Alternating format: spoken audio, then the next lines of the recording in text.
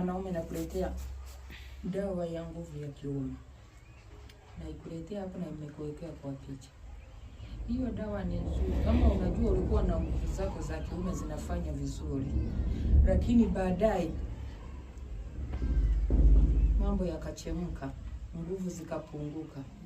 Wanawake mtanisama. Lakini tatizo kupea mwanaume nguvu ya kiume,